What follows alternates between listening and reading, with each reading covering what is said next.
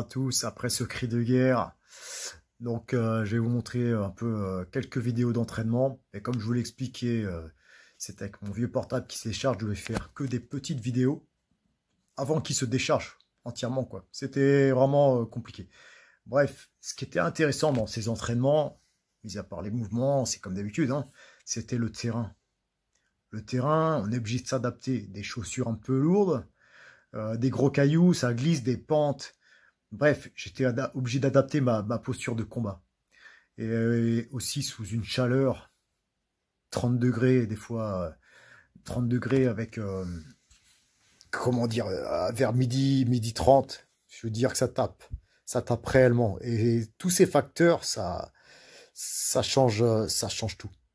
On n'est plus dans une salle lisse où on est en sécurité. Là, je suis obligé d'adapter ma posture de combat. Parce qu'il faut imaginer, des fois certains rigolent des positions d'arts martiaux un peu basses, les jambes écartées. Mais aller faire ça sur un terrain, par exemple, ou dans un bois où le terrain est mou. Donc tu es obligé d'assurer tes appuis, de bien enfoncer dans le sol.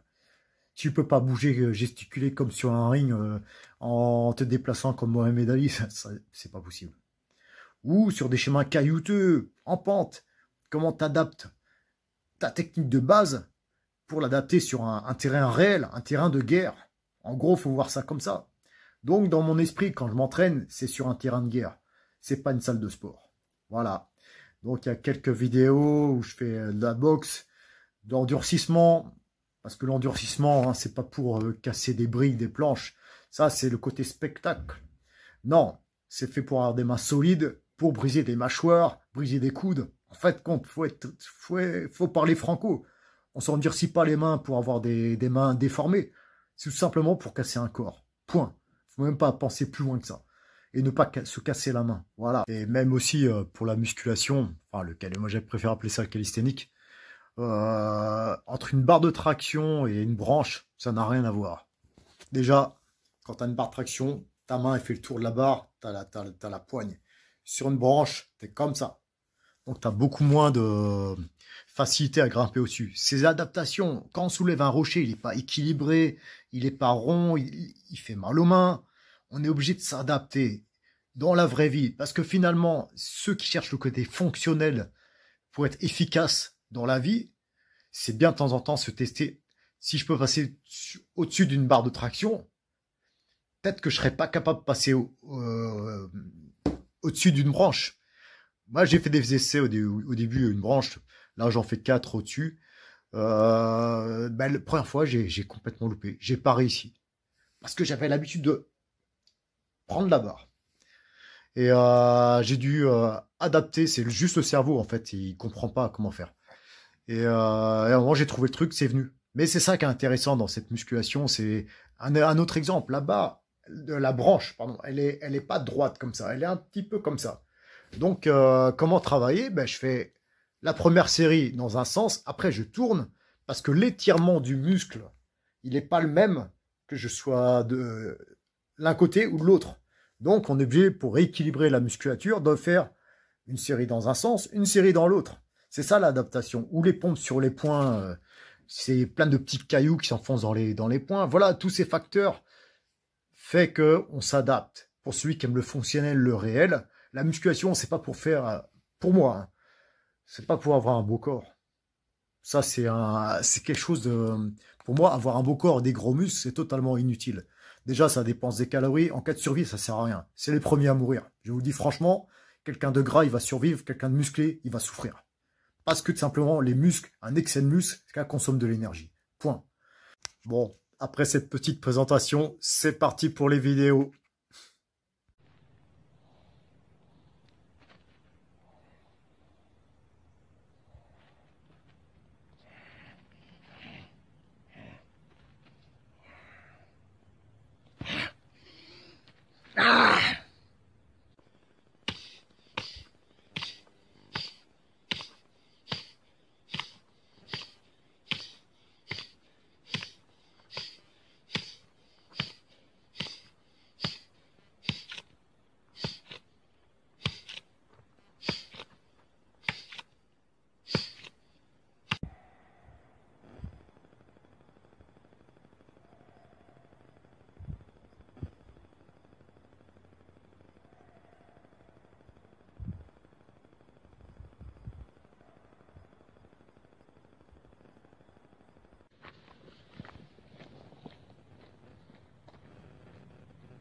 Allez, aujourd'hui ravitaillement, 20 km à marcher pour amener toute la nourriture à la chapelle. Voilà, il n'y a pas d'escalator, pas de taxi, pas d'Uber, pas de métro, de bus, de toutes ces merdes. Voilà quoi. Il y a mes jambes et mon physique, c'est tout.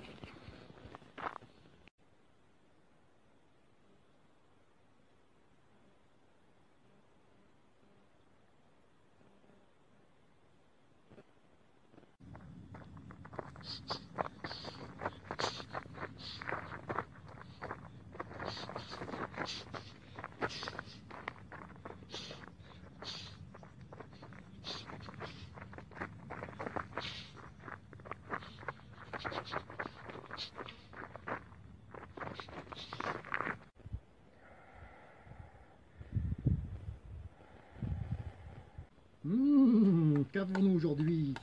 Oh, mais c'est du pâte, du thon et des lentilles, comme chaque jour. Et bon appétit, Thomas.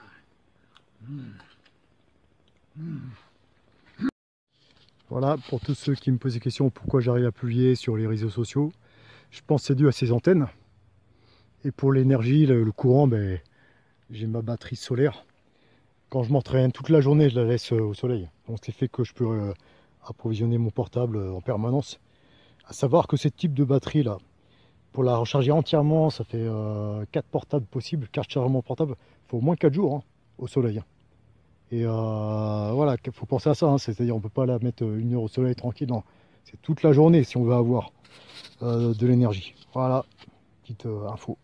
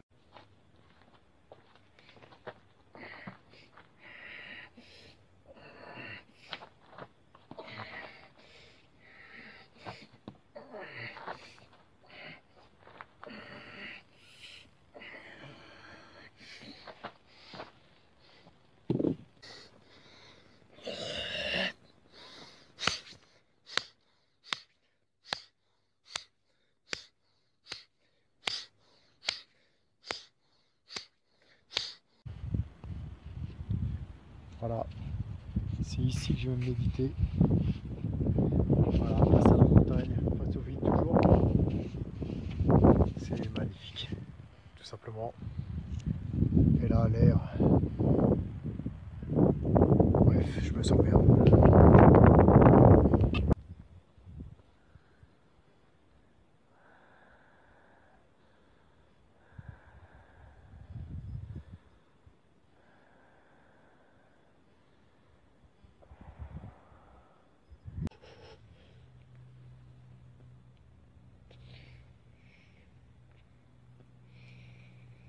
Oh, putain, la corde elle est plus fine que la ceinture judo. Ce qui fait que ça s'enfonce bien dans la gorge. Waouh!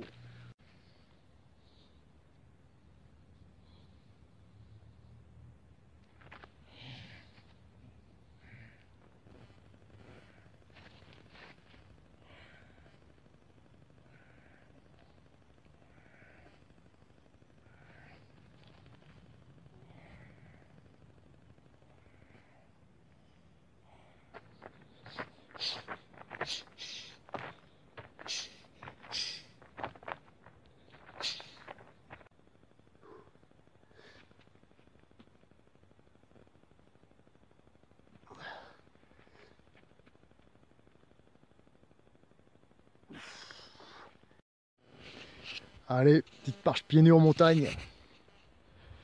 Là, ça t'oblige à rester concentré, mais c'est ça qui est bon.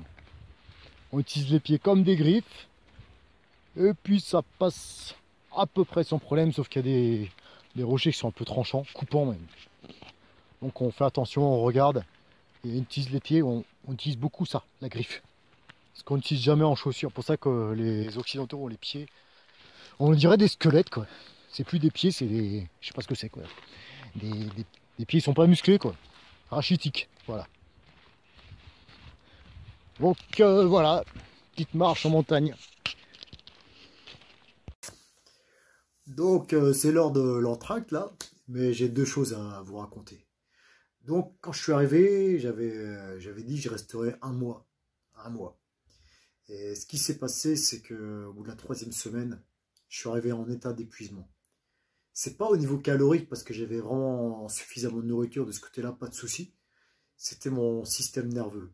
Parce qu'il ne faut pas oublier, j'avais 3 entraînements, mais du matin, du lever jusqu'au coucher, j'étais en effort permanent dès que je bougeais. Il n'y a que des côtes là-bas, il n'y a pas de plat. Je lui ai expliqué 3 km à jour pour l'eau, ainsi de suite. Jamais de repos. Même pas un jour de repos. Mon jour de repos, c'est quand j'allais me ravitailler. 20 km, donc les 3/4 en montagne. Donc voilà. Donc je suis arrivé à une limite de mon corps.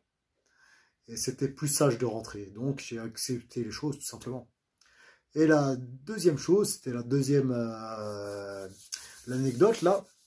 Donc c'était, je dormais, comme je vous l'ai expliqué, je dormais dans une tente à cause des scorpions, même il y a des serpents là-bas. Les scorpions dans la chapelle. Donc la nuit vers enfin, 20h30, parce qu'il commençait à faire nuit vers 20h30, la tente était déjà montée. Je bloquais je me couchais tôt, à savoir, je me couchais à 8h30, j'étais couché déjà. 8h30, 9h max. Donc je bloquais la porte de la chapelle avec 2 chaises. Parce qu'il y avait des chaises à l'intérieur et une espèce de grosse barre. Plus le sac à dos, je mettais mon sac à dos qui poussait la barre. Donc pourquoi je bloquais? Parce que déjà je suis tout seul. La chapelle est connue des randonneurs. C'est stressant quand tu dors de voir quelqu'un qui rentre, il croit qu'il n'y a personne. Non, il n'y a pas de souci, il pourra rentrer, mais je préfère être réveillé, quoi. Voilà. Donc bah, je dors comme d'hab. Moi, je dors directement. Hein. Vu qu'en mon état d'épuisement, c'est 10 minutes, je suis déjà en train de dormir. Donc, qu'est-ce qui se passe? C'est que à 20, j'entends un bruit déjà. Un gros bruit. La porte, en fait, c'est le bruit de la porte. Et là, j'étais stressé, je regarde l'heure, j'ai 23h30. Deuxième bruit, c'est encore la porte. Et troisième bruit, la porte qui s'ouvre d'un coup sec. Donc, à savoir, j'avais un couteau, toujours, je dormais avec un couteau. Bon, c'était mon doudou, j'avoue, j'ai un doudou. Je vous le montre. C'est celui-là. Donc, c'est marque allemande, bien fiable, bien solide. Voilà. Donc, je dormais avec mon couteau, à savoir qu'il était, en fait, dégrafé comme ça. Il était à ma droite, c'est-à-dire que j'étais allongé. Et j'avais juste à tendre le bras, sans réfléchir. Il était dans ma main, ainsi que ma lampe aussi. Voilà, comme ça, pas besoin de chercher les affaires. En fait, quand on part comme ça tout seul, il faut que tout soit organisé, beaucoup plus qu'à la maison. Il faut savoir où sont ses affaires. Donc le couteau et la lampe étaient quand je tendais mon bras droit, parce que la porte était coudée droit, évidemment. Donc, ce qui se passe là, je me réveille vraiment en stress. Donc, bien sûr, la peur commence à venir. Puis, je sais pas, l'énervement, la colère. Je prends le couteau comme ça, je le sors. C'est qui? C'est qui? Pas de réponse. Donc, ce qui se passe, j'ouvre la tente, je sors, mais enragé, quoi. Je dis, attends, j'arrive! Je sors avec le couteau comme ça, je regarde, avec la lampe, bien sûr. En fait, il n'y avait personne. C'était juste le vent qui avait ouvert la porte. Je me suis senti un peu con. Il faut se mettre à ma place. 23h30, la porte qui s'ouvre en 3 fois. T'es tout seul au milieu de la montagne. Qu'est-ce qui se passe? Voilà quoi. Voilà pour cette... C'était plutôt marrant. Après, j'ai trouvé la solution. J'ai pris un gros rocher. Enfin, un rocher comme ça. Je l'ai mis sous la porte. La porte s'est plus jamais rouverte. Voilà pour cette petite anecdote. Allez, c'est parti pour les vidéos.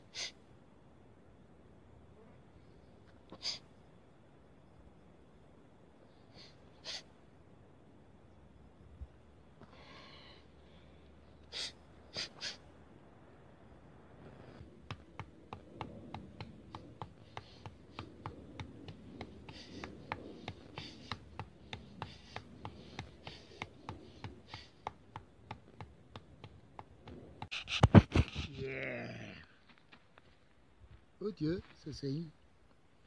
Ça s'appelle la vie. Bon, c'est parti. Travail de la poigne. La poigne ou pas la poigne? Allez, le truc, faut faire attention aux pieds. Voilà, bien écarter ses doigts, presser, tirer et tenir. On prend une souffle. Oh oui.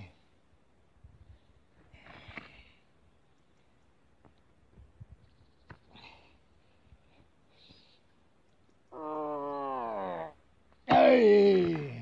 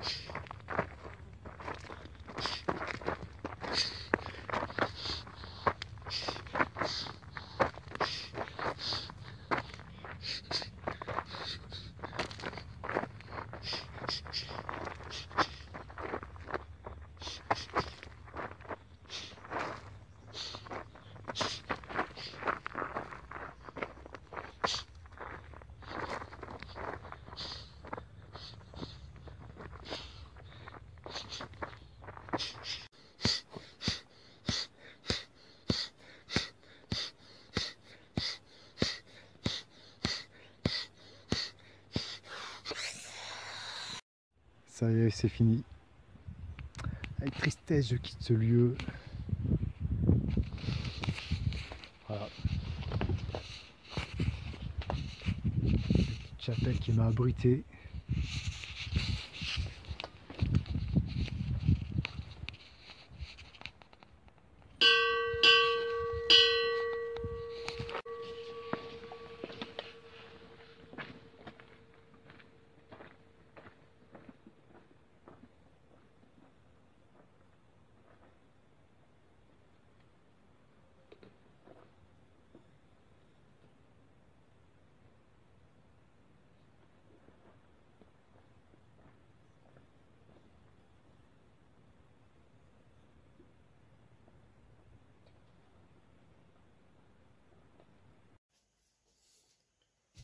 Bon, le verdict. Je me pèse là, je fais 61 kilos. Bon, ça, je m'en fous, hein, c'est pour rire. Donc, j'étais à 64 kilos, j'ai perdu 3 kilos en 3 semaines. Voilà. J'ai perdu un peu de muscle, je pense, et puis du gras. Mais l'important, c'était l'aventure.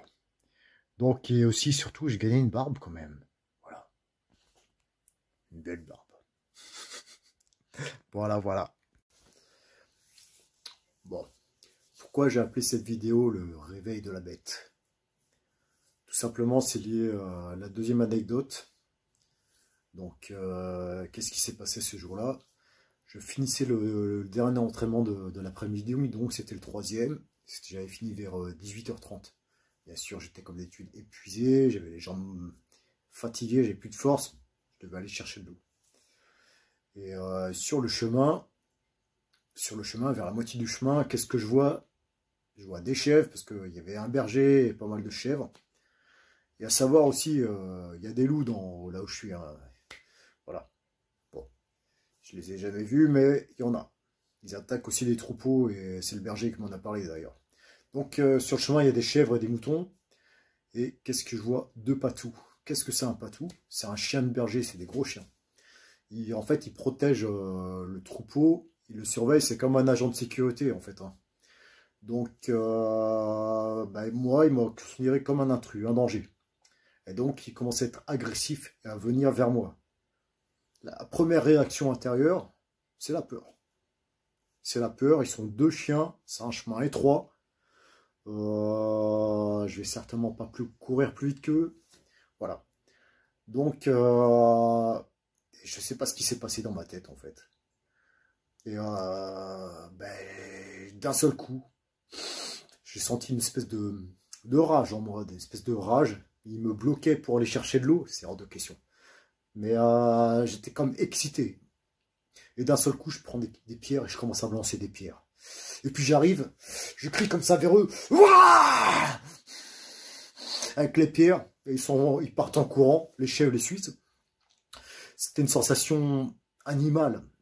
Je me sentais pas comme avec le côté rationnel. Non, c'était purement animal, comme un prédateur. Je me suis senti...